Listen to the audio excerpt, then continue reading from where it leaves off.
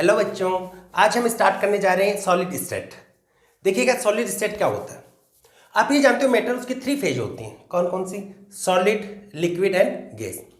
जिसमें अगर सॉलिड की बात करें तो सॉलिड क्या होता है? जिसके पार्टिकल बहुत पास पास में होते हैं। लिक्विड कंपेरेटिव पार्टिकल दूर होते हैं। और गैस के अंदर अपन देखते हैं पार्टिकल्स होते हैं वो रेंडमली मूव करते रहते हैं। तो सॉलिड की कौन कौन सी प्रॉपर्टी आप देखते हैं कि पार्टिकल्स पास में, it means high intermolecular attraction force होता है। सॉलिड है, इसकी डेफिनेट ज्योमेट्री होती है, यानी शेप है वो डेफिनेट होती है, मास और वॉल्यूम है वो भी डेफिनेट होता है, जबकि लिक्विड और गैस का ऐसा नहीं होता। साथ में अपन ये देखते हैं लिक्विड है वो फ्लो करता है, फ्लोइंग नेचर होती है उसकी। गैस के पार्टिकल वो भी रेंडमली मूव करते रहते हैं, लेकिन सॉलिड है इसके पार्टिकल मूव नहीं करते।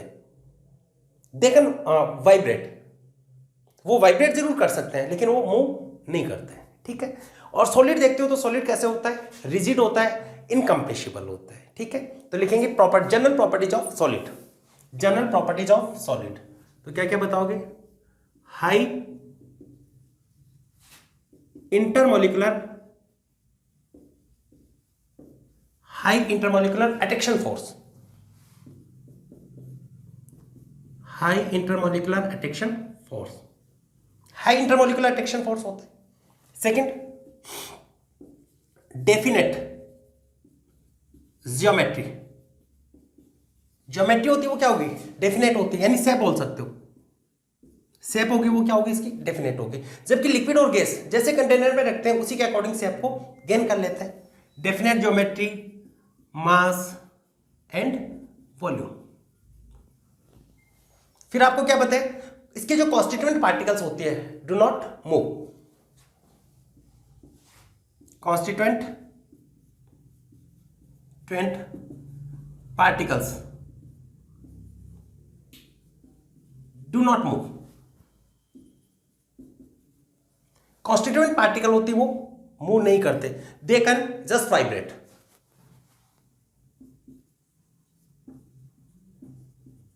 जस्ट वाइब्रेट, जस्ट वाइब्रेट कर सकते हैं। साथ में क्या होता है? रिजिड होता है और इनकम्प्रेसिबल होता है, यानी उसको दबाया नहीं जा सकता। तो फोर्थ क्या बताओगे आप? Rigid and incompressible. और ये जो 4 पॉइंट आपको नहीं लिखे हैं ये आप बचपन से पढ़ते आ रहे हो, ठीक है। तो ये जनरल प्रॉपर्टी होती है। अब देखो सॉलिड को अगर अपन कैटेगराइज करें तो सॉलिड को कैटेगराइज करते हैं तो 2 टाइप के सॉलिड मिलते हैं पार्टिकल्स के अरेंजमेंट के बेसिस पे। एक तो होता है क्रिस्टलाइन सॉलिड और एक होता है एमोर्फस सॉलिड। कौन कौन सा? एक तो क्रिस्टलाइन सॉलिड और दूसरा होता है एमोर्फस सॉलिड। जो रियल सॉलिड होता है ना वो होता है क्रिस्टलाइन, और जो स्यूडो सॉलिड होता है वो कौन सा होता है? एमोर्फस। जैसे अपन बात करें ग्लास, कांच, तो ग्लास के बारे में आप ये जानते हो, देखने से क्या लगता है आपको? सॉलिड लगता है, लेकिन रियल में सॉलिड नहीं होता है, वो एमोर्फस सॉलिड होता है, स्यूडो सॉलिड होता है। उसी को बोल देते हैं सुपर कोल्डेड लिक्विड होता है, यानी वो लिक्विड है लेकिन उसका मेल्टिंग पॉइंट बहुत ज्यादा होता है, ये कह सकते हो आप। इसलिए वो किस फॉर्म में रहता है? नॉर्मल टेम्परेचर होता है उसके अंदर वो सॉलिड फॉर्म में रहता है। देखो कैसे, आपने देखा होगा कि पुरानी कोई भी विंडो देखना आप, जैसे पुरानी कोई हॉस्पिटल है या पुरानी कोई भी ऐसी बिल्डिंग है जिसमें ग्लास के लगे हो, ग्लास लगे हो विंडो के अंदर, तो आप वहां पे देखोगे कि ऊपर वाला किनारा है उसका वो पतला हो जाता है, थिन हो जाता है, और नीचे वाला पार्ट वो मोटा हो जाता है, थिक हो जाता है। ऐसा क्यों? जब लगाया था तब ऐसा नहीं किया था, उसको जिसने भी लगाया होगा उसने इक्वल साइज का लगाया था, लेकिन बहुत टाइम बीत गया, 50 साल बीत गए, तो वहां पे क्या हुआ? वो पार्टिकल्स हैं वो धीरे धीरे फ्लो करके नीचे आ गए, क्योंकि होता तो लिक्विड है लेकिन कैसा लिक्विड है?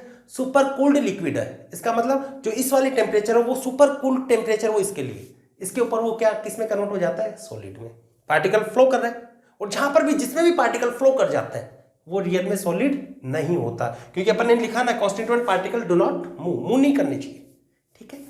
तो ये तो जनरल प्रॉपर्टी है। अब अपन पढ़ रहे हैं types of solid on the basis of particles arrangement. इसको नोट कर लीजिए। नेक्स्ट हेडिंग लिखेंगे types of solid. Types of solid, solid के type,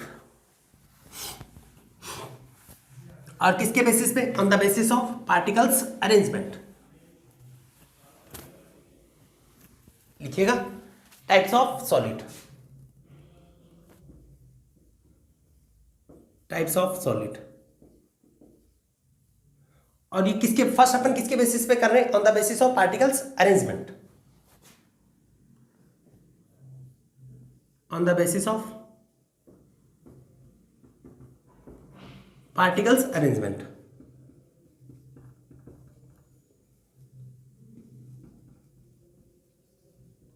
on the basis of particles arrangement, particles के अरेंजमेंट के बेसिस पे देख रहे हैं। दो टाइप के सॉलिड मिलेंगे आपको, कौन कौन सा होगा? एक तो होता है क्रिस्टलाइन सॉलिड और दूसरा होता है एमोर्फस सॉलिड। तो एक साइड में मैं लिख देता हूं क्रिस्टलाइन सॉलिड, क्रिस्टलाइन सॉलिड, और दूसरी साइड में लिख रहे हैं एमोर्फस सॉलिड, एमोर्फस सॉलिड। इनको कैटेगराइज करता है, दो कैटेगरी में कर लिया अपन ने। पार्टिकल्स के अरेंजमेंट के बेसिस पे कौन कौन सा होगा? एक तो होगा क्रिस्टलाइन सॉलिड और दूसरा एमोर्फस सॉलिड। अब देखो यहां पे क्रिस्टलाइन सॉलिड क्या होते हैं? ऐसे सॉलिड जहां पे पार्टिकल्स है वो सिस्टमेटिकली अरेंज हो। पार्टिकल्स की क्या होती है? Systematic arrangement of particles. और जहां पर पार्टिकल रेंडमली अरेंज होते हैं वो कौन से होंगे? Amorphous solid. तो फर्स्ट पॉइंट अपन ये लिख रहे हैं, इसका फर्स्ट पॉइंट लिख रहे हैं systematic arrangement, systematic arrangement of particles, systematic arrangement of particles. और यहां पे क्या होगा? Random arrangement of particles, random arrangement of particle.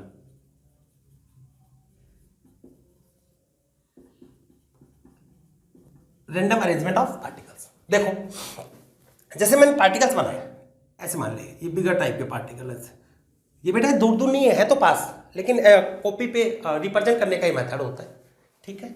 और आप कॉपी निकाल के रखिए ना, ये देखो इस टाइप से, ये फर्स्ट लेयर है, ये थर्ड लेयर बना रहा हूँ मैं इस टाइप से, इसके बिटवीन भी लेयर आएंगी, जैसे ये वाले पार्टिकल्स की लेयर हो गई। एक रिप्रेजेंट करने का मेथड है सिस्टमेटिक अरेंज। पहले ब्लैक वाले पार्टिकल्स आ गए, फिर ये ग्रीन वाले ब्लू वाले पार्टिकल्स आ गए, है ना, इस टाइप से। तो एक सिस्टमेटिक अरेंजमेंट हो गई, ठीक है। रैंडम अरेंजमेंट में क्या होगा? पार्टिकल्स कहीं, कोई भी पार्टिकल कहीं पे आ रहा है, जैसे ये आ गया, ये आ गया, ऐसे पार्टिकल्स है वो रैंडमली अरेंज है, ऐसा यहाँ पे भी आ गया, यहाँ पे भी आ गया, ऐसे कहीं पे कोई भी आ रहा है, कोई फिक्स नहीं है। तो जहां पे सिस्टमेटिक अरेंजमेंट होती है वो तो कौन से होंगे? Crystalline solid. और जहां पे रैंडम अरेंजमेंट होती है वो कौन से होते हैं? एमोर्फस सॉलिड होते हैं, ठीक है। फिर देखो अगर सिस्टमेटिक अरेंजमेंट है तो पार्टिकल फ्लो नहीं करेगा, फ्लोइंग नेचर नहीं होगी। जबकि रैंडमली अरेंज होगा तो यहाँ पे बीच में स्पेस रह जाएगा, पार्टिकल नीचे आ जाएगा, फिर आगे से खिसक जाएगा। जैसे ग्लास में बताया था ना कि ऊपर की विंडो पतली क्यों हो गई? क्योंकि पार्टिकल सिस्टमेटिक अरेंज नहीं होते, वहां पर रैंडम अरेंजमेंट होते, बिगर स्मॉल कहीं पे भी आ रहे हैं, तो जहां पर भी गैप निकाल तो पार्टिकल फ्लो कर गया। तो यहां पे ये कह सकते हो flowing nature not found, flowing nature यानी पार्टिकल फ्लो नहीं करते, यानी मूव नहीं करते, फ्लोइंग नेचर नॉट फाउंड। और यहां पर क्या होगा? Flowing nature found, flowing nature found. यहां पर पार्टिकल वो फ्लो कर जाएंगे तो यहां पे क्या होगा? फ्लोइंग नेचर होगी, ठीक है। रियल में ये वाले सॉलिड होते हैं, ये ट्रू सॉलिड है। जो स्टार्टिंग में आपने 4 कैरेक्टर लिखे थे ना, वो किससे मिलेंगे? इसके अंदर, यहां पे नहीं मिलेंगे। ट्रू सॉलिड होता है, और ये वाला होता है सूडो सॉलिड, सूडो सॉलिड। और इसी को ये बोल देते हैं super cold liquid, super cold liquid. कैसे? इसका मतलब क्या होगा? ग्लास है, जो आपका कांच है, रियल में क्या होता है? वो liquid.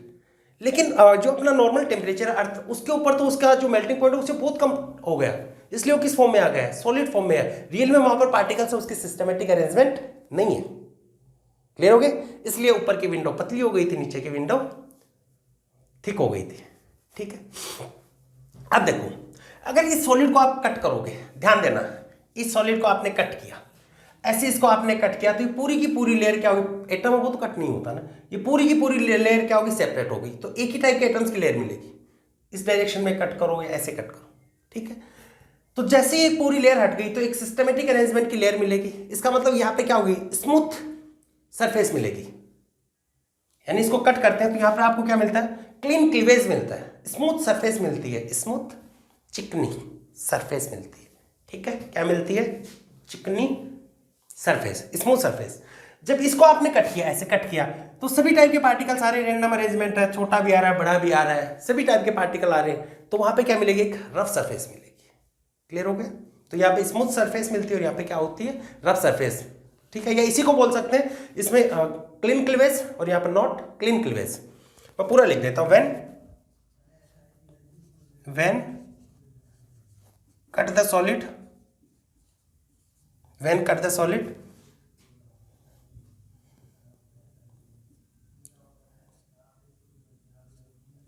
Smooth surface is obtain. और यहां पर क्या होगा, when cut the solid, when cut the solid rough surface is obtain, rough surface यानी खुरदरी, रफ सरफेस इज ऑब्टेन। या इसी को आप क्या बोल सकते हो, इसी के लिए बेटा ये भी लिखा रहता है, यहां पे क्या होगा, कट करने पे क्या मिलता है, क्लीन क्लीवेज। और यहां पे क्या होगा, नॉट क्लीन क्लीवेज, ठीक है। तो यहां पे सिस्टमेटिक अरेंजमेंट था और यहां पे क्या होता है, रैंडम अरेंजमेंट। फिर से बता रहे, दो टाइप के सॉलिड पढ़ रहे हैं, किसके बेसिस पे, पार्टिकल्स के अरेंजमेंट के बेसिस पे। सिस्टमेटिकली अरेंज किया तो आपका कौन सा बनेगा, क्रिस्टलाइन सॉलिड। रेंडमली अरेंज है तो क्या होगा, एमोर्फस सॉलिड। एमोर्फस और रेंडमली अरेंज है तो बीच में स्पेस वगैरह मिलेगा, इसलिए पार्टिकल फ्लो कर जाते हैं, फ्लाविंग नेचर होगी। रियल में ट्रू सॉलिड होते हैं, ये क्या होते हैं, सुपर कोल्ड लिक्विड या स्यूडो सॉलिड। इसको जब कट करते हैं तो क्लीन क्लीवेज मिलती है और यहां पे क्या मिलेगी, रफ सरफेस मिलेगी, ठीक है। नोट कर लीजिए और बता रहे फिफ्थ पॉइंट। देखो एक मैं इसके ग्राफ से भी आपको बता रहा हूं, क्रिस्टलाइन प्रोसेस, यहां पे क्रिस्टलाइन प्रोसेस होती है, यहां पे क्रिस्टलाइन प्रोसेस नहीं होती। इसका क्या मीनिंग होता है उसको मैं डिटेल में एक्सप्लेन करूंगा। मिटा दूं एक बार इसको, नोट कर लिया आपने, स्क्रीनशॉट ले लो, साथ साथ में लिखते जाया करो, जो भी पॉइंट बोलते हैं ना साथ साथ में लिखा करो। देखिए आगे,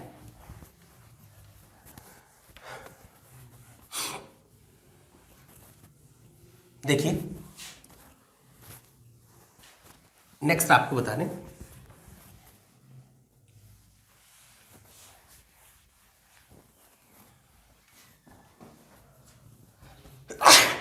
सॉरी, देखो कोई याद कर रहा है क्या, ऐसे बोलते हैं कि याद करता है, तब ऐसी प्रोसेस होती है।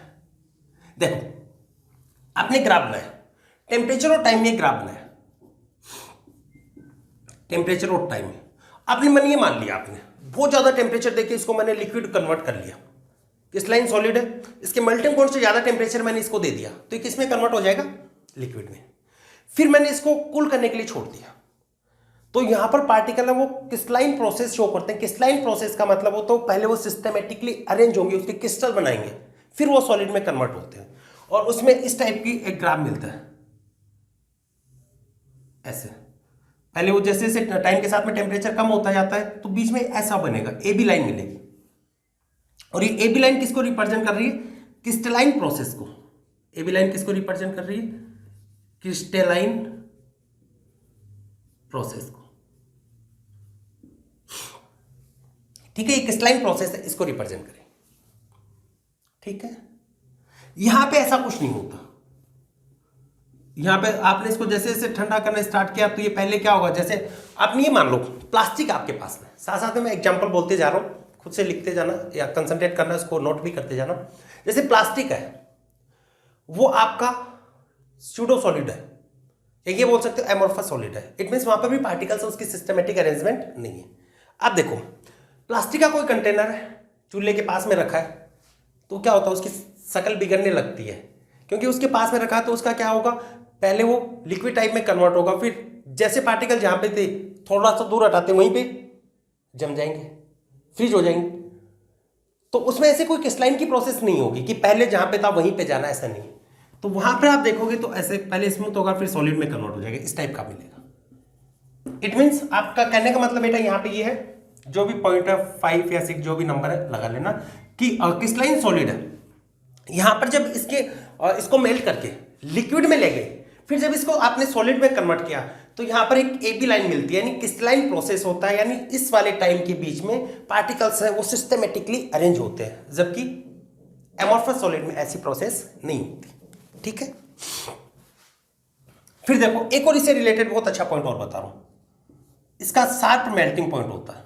शार्प मेल्टिंग पॉइंट, इसका मतलब क्या है यही बता रहे हैं। इसका शार्प मेल्टिंग पॉइंट है, यहां पे देखोगे नॉट शार्प मेल्टिंग पॉइंट। इसका मतलब क्या है, मैंने ये मान लिया इसका मेल्टिंग पॉइंट है 100 डिग्री सेंटीग्रेड, कंसीडर कर ले, हालांकि ज्यादा होता है सॉलिड्स का जनरली, फिर भी मान लेता है, कुछ मॉलिक्यूल्स में कम भी होता है। 100 डिग्री ये मान लिया, तो अगर आपने इसका टेम्परेचर 99.99 डिग्री सेंटीग्रेड कर दिया, टेम्परेचर कितना माना आपने, ध्यान देना, बहुत अच्छा है, कंसंट्रेट करो बोर्ड पे। अगर बेटा आपने ये मान लिया कि इसका 100 डिग्री सेंटीग्रेड मेल्टिंग पॉइंट है, तो अगर आपने उसको 99.99 डिग्री सेंटीग्रेड टेम्परेचर कर दिया, इसका कितने का डिफरेंस है, 0.01 का, इस टेम्परेचर के ऊपर भी वो किस में रहेगा, सॉलिड में रहेगा, सॉलिड के ऑल प्रॉपर्टीज को मेंटेन रखेगा। और जैसे उसका टेम्परेचर 0.01 बढ़ा के जैसे इसमें कन्वर्ट कर दिया तो पूरा सॉलिड लिक्विड में कन्वर्ट हो जाएगा। ठीक है, फिर से बोल रहा हूं, इस वाले सॉलिड में, कौन से वाले में, क्रिस्टलाइन सॉलिड में, जो आपका रियल सॉलिड है, ट्रू सॉलिड है, उसमें मैंने ये एज्यूम कर लिया किसका टेम्परेचर है 100 डिग्री सेंटीग्रेड। आपने इसको टेम्परेचर देना स्टार्ट किया, आप 90 पे पहुंच गए, अब सोचा कि अब ये मेल्ट हो जाए, अब पिघल जाए, 99 भी कर दिया, 99.99 भी कर दिया, तब भी उस पर कोई इफेक्ट नहीं पड़ेगा। और जैसे ही उसका मेल्टिंग पॉइंट 100 डिग्री हुआ तो कंप्लीट किस में कन्वर्ट हो जाएगा, लिक्विड में। इसको बोल देते हैं शार्प मेल्टिंग पॉइंट। इसके अंदर ऐसा नहीं। अभी एग्जांपल दिया आपको, जैसे प्लास्टिक का कंटेनर है, ये मान लिया कि प्लास्टिक है, उसका भी 100 डिग्री सेंटीग्रेड है मेल्टिंग पॉइंट, लेकिन जैसे उसका टेम्परेचर आप 40 डिग्री 50 डिग्री ये होगा तो सॉफ्ट होना स्टार्ट हो जाएगा, पिघलना स्टार्ट हो जाएगा, उसकी शेप चेंज होना स्टार्ट हो जाएगी। ठीक है, तो ये इसका मतलब इसका शार्प मेल्टिंग पॉइंट नहीं होता। क्लियर हो गया, नोट कीजिए इन दोनों पॉइंट्स को। तो इसके बेसिस पे ये कह सकते हो, फिर इसको ठंडा किया तो इसकी डेफिनेट ज्योमेट्री आएगी, वैसा की वैसी मिलेगी, जबकि यहां पर क्या होगा, डेफिनेट ज्योमेट्री नहीं होगी। ठीक है, क्या ये कह सकते हो ये वाला सॉफ्टनिंग नेचर है उसको शो करता है, पहले सॉफ्ट होगा, मुलायम होगा, उसके बाद में सॉलिड में कन्वर्ट होता है। ठीक है, या मैं लिख देता हूं, इसके आपको क्या मिलेगी, डेफिनेट ज्योमेट्री। ठीक है, और यहां पे क्या होगा, softening nature is observed. Softening nature का मतलब डेफिनेट नहीं होगी। जैसे आपके पास में एक प्लास्टिक का ही मान लें कोई कंटेनर है किसी भी साइज का, अगर उसको आपने थोड़ा सा हीट दे दिया तो जैसे थोड़ा सा सॉफ्ट हुआ, उसके बाद छोड़ोगे तो एग्जैक्ट वैसे साइज में नहीं आएगा, यानी इसका मतलब इसकी डेफिनेट शेप नहीं होती। ठीक है, और सबसे इंपॉर्टेंट ये शो करते हैं एन आइसोट्रोपिक प्रॉपर्टीज, और ये शो करते हैं आइसोट्रोपिक प्रॉपर्टीज। सबसे इंपॉर्टेंट पॉइंट, इस पे स्टार बना लेना, बहुत इंपॉर्टेंट है, और बोर्ड एग्जाम में तो अक्सर ये पूछा ही जाता है, मेडिकल में भी आता है, नीट एग्जाम में भी पूछा जाता है। एक प्रॉपर्टी होती है anisotropic property. Anisotropic property का मतलब होता है ये वाला सॉलिड है, एन आइसोट्रोपिक प्रॉपर्टी शो करता है। इसका मतलब क्या है, इसको अगर डिफरेंट डायरेक्शन में आप देखोगे, इसकी डिफरेंट डायरेक्शन में देखोगे तो ये डिफरेंट फिजिकल प्रॉपर्टी शो करता है, like conductance, refractive index, magnetic moment, यानी डिफरेंट डायरेक्शन में डिफरेंट फिजिकल प्रॉपर्टी शो करता है, उसको बोल देते हैं anisotropic properties, and this phenomena is known as anisotropism. और जो सॉलिड क्रिस्टलाइन सॉलिड ये फिनोमिना शो कर रहे हैं, इस फिनोमिना का नाम क्या होगा, एनाइसोट्रोपिज्म।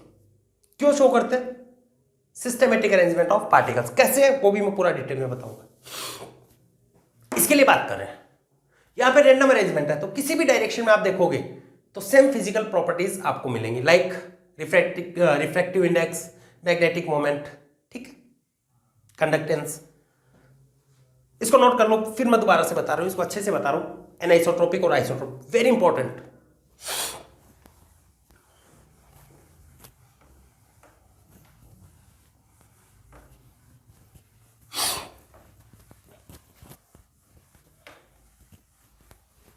देखो किस लाइन शो करते हैं एनाइसोट्रोपिक प्रॉपर्टीज और एमोर्फस शो करते हैं आइसोट्रोपिक प्रॉपर्टीज।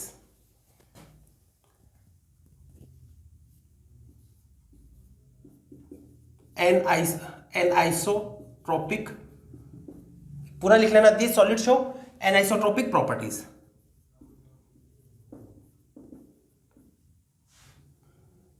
किसके कारण? Due to show anisotropic properties due to systematic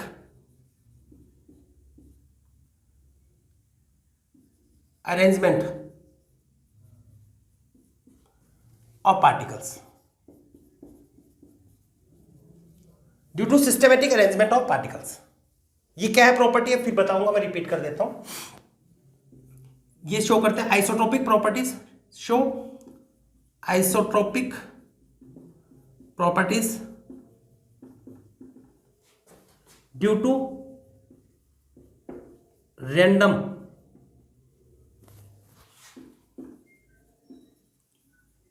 arrangement of particles, due to random arrangement of particles. देखिएगा कैसे, ये सिस्टमैटिक अरेंज है, ये लिखा,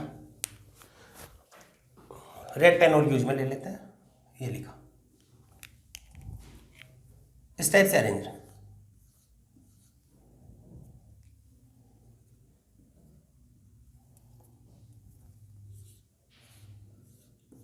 ऐसे अरेंज, ठीक है, थोड़ा सा क्लियर आ जाए तो मैं थोड़ा बड़ा बना रहा हूं इसको।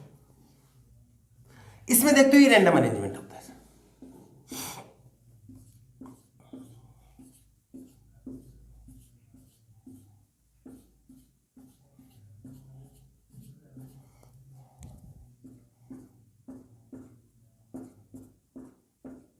इस टाइप से अरेंजमेंट, ठीक है। अब देखो एनाइसोट्रोपिक प्रॉपर्टीज है, इसका मतलब क्या है, किसके कारण आ रही है? Systematic arrangement. इसका मतलब मैंने बेटा आपको बताया डिफरेंट डायरेक्शन में different physical properties, like refractive index, magnetic moment, conductance, known as isotropic properties. किसके कारण आते हैं? Due to systematic arrangement of particles. कैसे है देखिएगा, मैंने इस डायरेक्शन में देखा, देखो इस डायरेक्शन में देखा, मैं बी से कट करके दिखा रहा हूं, इसका मतलब ये नहीं है। यहां पे देखा तो ये वाले पार्टिकल्स के कारण प्रॉपर्टी आएगी।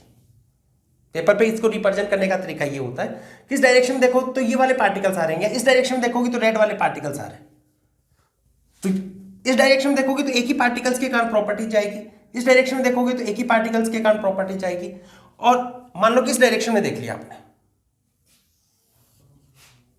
इस डायरेक्शन की बात कर रहा हूं मैं, एक साइड मान लो, तो इस साइड में देखा, मान लो इस साइड में देखा तो सिर्फ किसके कारण आ रही है? रेड वाले पार्टिकल्स है उसके कारण प्रॉपर्टी जाएगी। ये मान लो कि रेड के ऊपर से इस डायरेक्शन में आपने देखा ऐसे, तो रेड और दोनों आगे, यानी रेड के कारण भी आएगी और ब्लू के कारण आएगी। ये रिप्रेजेंट करने का तरीका होता है पेपर के ऊपर। तो आपने यहां पे देखा डिफरेंट डायरेक्शन में, आपने बस फील करो इसको थोड़ा कि डिफरेंट डायरेक्शन में आप देखोगे तो डिफरेंट पार्टिकल्स दिखाई देंगे। देखो इधर तो रेड ही दिखाई दे रहे हैं, और इस डायरेक्शन में आप देखो ऐसे, इसको बंद कर लिया तो यहां पे क्या है? ब्लू रेड ऐसे। तो आप ये कह सकते हो different direction different physical properties, और वो किसके कारण आती है? सिस्टमैटिक अरेंजमेंट ऑफ पार्टिकल्स के कारण आती है। तो अपन यहां पे ये लिखेंगे in different direction, in different direction different physical properties, in different direction different physical properties are obtained, different physical properties like refractive index, refractive index, magnetic moment,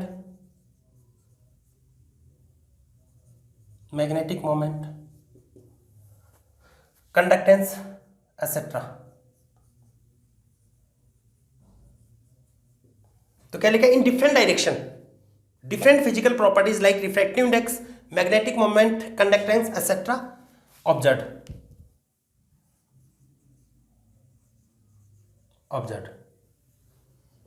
due to इधर लिख रहा हूं मैं, due to systematic arrangement of particles, due to systematic arrangement of particles, due to systematic arrangement of particles. This property is known as, मैं arrow लगा के लिख रहा हूं, this property is known as anisotropic properties, this properties are known as anisotropic properties and this phenomena is known as anisotropism.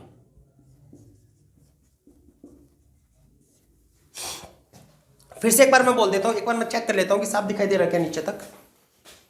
देखते हैं कैमरे में साफ दिखाई दे रहा है क्या? बिल्कुल साफ दिखाई दे रहा है। तो बेटा आपको क्या बताए? सिस्टमेटिक अरेंजमेंट ऑफ पार्टिकल्स की सिस्टमेटिक अरेंजमेंट है, और यहां पर अपने डिफरेंट डायरेक्शन में देखा तो डिफरेंट टाइप के पार्टिकल्स मिल रहे हैं। डिफरेंट टाइप के पार्टिकल्स हैं तो उनकी फिजिकल प्रॉपर्टी भी डिफरेंट होगी, और इसको बोल देते हैं एनाइसोट्रोपिक प्रॉपर्टी, और ये फिनोमिना होती है उसका नाम होता है एनाइसोट्रोपिज्म। ठीक है, अब इसमें देखो, इस वाले को तो कैसे भी देख लो आप, इस डायरेक्शन में देखा तो इधर भी देखो रेड वाला पार्टिकल्स भी आ रहा है। पेपर में बेटा समझने का ये मेथड है, रेड वाला पार्टिकल्स भी आ रहा है और कौन सा आ गया? ब्लू वाला, दोनों आ गए। कोई भी डायरेक्शन देखो, इस डायरेक्शन में आपने देख लिया तो यहां पर भी देखो ब्लू वाला पार्टिकल आ रहा है, रेड वाला पार्टिकल आ रहा है, रैंडम अरेंजमेंट है, दोनों पार्टिकल्स मिलेंगे।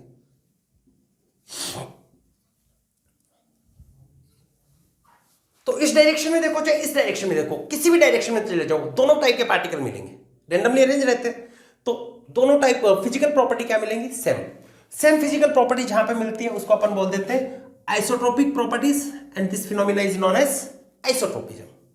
तो मैं लिख देता हूं in different direction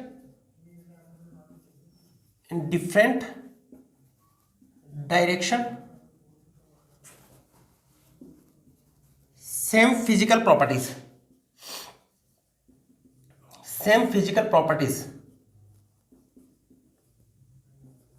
are obtain. In different direction same physical properties are obtain, और वो फिजिकल प्रॉपर्टीज कौन सी होंगी? ये लिख गया ना, same physical properties like refractive index, magnetic moment, conductance etcetera obtain. These properties are known as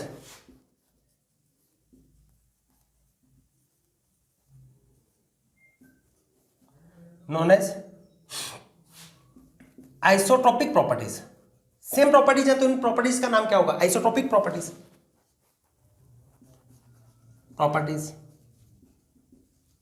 और वो किसके कारण आ रहे हैं? ये मैंने लिख दिया बेटा पहले, due to random arrangement of particles, जैसे यहां पे लिखा ना, due to systematic arrangement of particles anisotropic के लिए, और यहां पे किसके कारण आ रहा है? रैंडम अरेंजमेंट ऑफ पार्टिकल्स, और this phenomena is known as isotropism.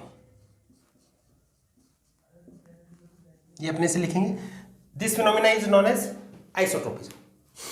एक बार फिर मैं बोल देता हूं, आपने क्या किया? अपने पार्टिकल्स है उसकी अरेंजमेंट के बेसिस पे दो टाइप के सॉलिड बन रहे हैं। कौन कौन सा होगा?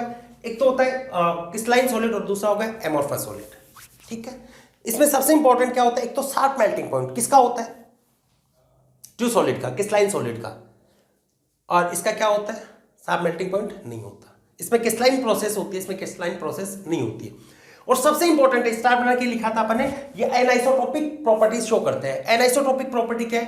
कि आप इस सॉलिड की डिफरेंट डायरेक्शन को चेक करेंगे तो डिफरेंट फिजिकल प्रॉपर्टीज मिलेंगी due to systematic arrangement of particles. इसको बोल देते हैं एनाइसोट्रोपिक प्रॉपर्टीज, और फिनोमिना का नाम होता है एनाइसोट्रोपिज्म।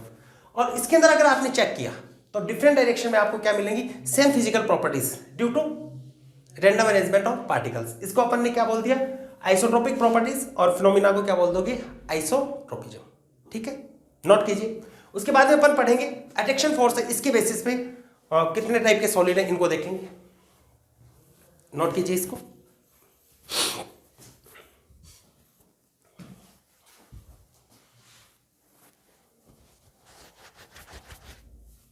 नोट कर लिया, स्क्रीनशॉट ले लो या तो मिटा दे, साफ दिखाई दे रहा है, मैं हट रहा हूं आगे से, लिख लो अच्छे से।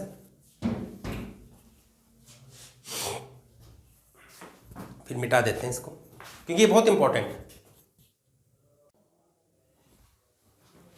नोट कर लिया। तो ये था बेटा पार्टिकल्स के बेसिस पे सॉलिड है उसका टाइप। अब अपन सॉलिड है उसको अट्रैक्शन फोर्स के बेसिस पे देखेंगे।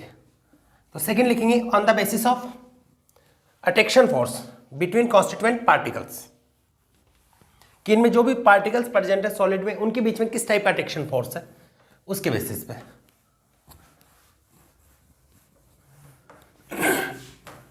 तो आपका हेडिंग है types of solid on the basis of attraction force।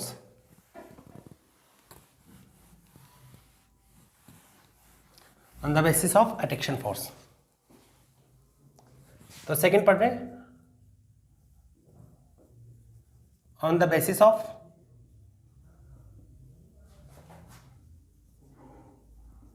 attraction force।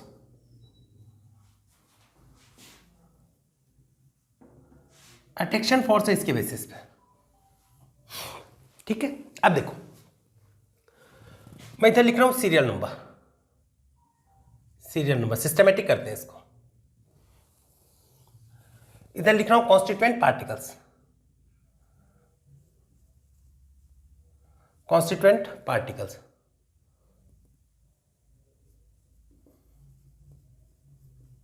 Constituent particles.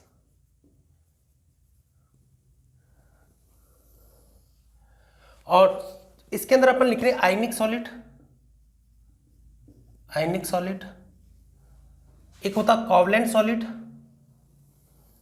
Ionic solid, covalent solid, covalent solid. उसके बाद में आता है मेटेलिक सॉलिड और van der Waals solid, metallic solid और वैन डर वाल्स सॉलिड।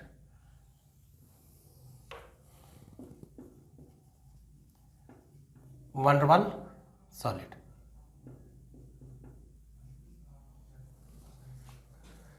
या molecules भी लिख देते हैं, वैन डर वाल्स सॉलिड या मॉलिक्यूल्स लिख देता हूं मैं। वैन डर वाल्स सॉलिड का दूसरा नाम मॉलिक्यूल्स भी होता है, मॉलिक्यूल्स। इधर सॉरी कॉन्स्टिट्यूएंट पार्टिकल्स ने कैरेक्टरिस्टिक, कैरेक्टरिस्टिक, कैरेक्टरिस्टिक, और इसको मैं वैन डर वाल्स सॉलिड ही लिख रहा हूं, या मॉलिक्यूल्स या van der Waals solid. Constituent particles यहाँ पे मॉलिक्यूल्स होते हैं जिसके बेसिस पे इसको मॉलिक्यूल्स भी बोल दिया जाता है, वैन डर वाल्स सॉलिड। देखो फर्स्ट मैंने लिखा सीरियल नंबर 1 कैरेक्टरिस्टिक। कैरेक्टरिस्टिक में फर्स्ट बता रहे हैं कॉन्स्टिट्यूएंट पार्टिकल, कॉन्स्टिट्यूएंट पार्टिकल्स। इसके कॉन्स्टिट्यूएंट पार्टिकल्स क्या होते हैं? आयनिक सॉलिड है, इट मींस यहां पर कौन सा बॉन्ड प्रेजेंट होगा? आयनिक। तो कॉन्स्टिट्यूएंट पार्टिकल्स क्या होंगे? आयंस। क्या होंगे? आयंस। कोवलेंट सॉलिड है, कोवलेंट सॉलिड किसके बीच में होता है? नॉन मेटल और नॉन मेटल में। तो यहां पर क्या होंगे? नॉन मेटल, नॉन मेटल होगा। मेटल में मेटेलिक बॉन्ड किसमें बनेगा? मेटल मेटल में। तो यहां पे कौन हो जाएगा? Metal atom, metal atom. और वैन डर वाल्स सॉलिड में होते हैं मॉलिक्यूल्स। ये कॉन्स्टिट्यूएंट पार्टिकल्स, ठीक है। सेकंड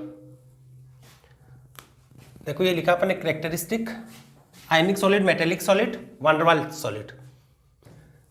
सेकंड इनके बीच में फोर्स ऑफ अट्रैक्शन, किस टाइप के यहां पर फोर्सेस की बात करें कि यहां पे कॉन्स्टिट्यूएंट पार्टिकल्स है, इसमें किस टाइप के फोर्स प्रेजेंट होते हैं? आयनिक में क्या होगा? एक मेटल होता है, दूसरा नॉन मेटल, और उनके आयन होते हैं, यानी केटाइन और एनाइन। केटाइन और एनाइन यानी चार्ज पार्टिकल है, और चार्ज पार्टिकल्स के बीच में कौन सा अट्रैक्शन होता है? Electrostatic attraction. तो यहां पर होता है इलेक्ट्रोस्टैटिक। इलेक्ट्रोस्टैटिक यहां पे कोवलेंट के अंदर आप देखोगे तो यहां पर नेटवर्क सॉलिड होता है, जैसे डायमंड को देखो या ग्रेफाइट को देखो, आगे से आगे कोवलेंट बॉन्ड का फॉर्मेशन करता है और एक नेटवर्क टाइप से जुड़ता रहता है। तो यहां पे इसको बोल देते हैं network covalent bond. Network sorry network covalent bond होता है। मेटेलिक एटम में देखोगे तो यहां पर अट्रैक्शन फोर्स होता है। देखो यहां पे क्या होगा, ऐसे मेटल है, मेटल है ऐसे, बहुत सारे ऐसे पार्टिकल जुड़े हैं। यहां पे इलेक्ट्रॉन रिमूव करने के बाद में जो प्रेजेंट पार्ट होता है इसको बोल देते हैं कर्नेल पार्ट। कर्नेल पार्ट ये होता है कर्नेल पार्ट। यहां पे क्या होता है, electronic attraction between electronic cloud and kernel part. कोई भी एटम है, मेटल है, उसमें इलेक्ट्रॉन रिमूव करने के बाद में जो बचा हुआ पार्ट होता है ना, उसको बोल देते हैं कर्नेल पार्ट। तो यहां पे ये लिख सकते हैं इलेक्ट्रिकल अट्रैक्शन, इसमें मेटेलिक में electrical attraction, electrical attraction between, साथ साथ में लिख लेना बेटा, between electronic cloud, electronic cloud, cloud and kernels, electronic cloud and kernels. मैं बोल के लिखवा देता हूं यहां पर किस टाइप का फोर्स होता है। मेटल होते हैं, वहां पे इलेक्ट्रॉन फ्री रहते हैं, आगे से आगे मूव करते रहेंगे। मेटल और उसका जो रिमेनिंग पार्ट है उसका नाम होता है कर्नेल पार्ट, उसके बीच में अट्रैक्शन फोर्स होता है। ठीक है, यहां पर देखोगे आप मॉलिक्यूल्स के बीच में या तो वंडरवॉल अट्रैक्शन होगा या फिर हाइड्रोजन बॉन्ड। यहां पे होता है वंडरवॉल फोर्सेस और हाइड्रोजन बॉन्ड। ये बेटा मोस्टली चीज केमिकल बॉन्डिंग के, ज्यादा कोई इंपॉर्टेंस नहीं है इसका। इससे पहले वाले का इंपॉर्टेंस था क्रिस्टलाइन और एमोर्फस का। थर्ड यहां पे बात करते हैं स्ट्रेंथ। यहां पे इसकी स्ट्रेंथ रेड पेन से लिख रहा हूं, थर्ड वाला पॉइंट।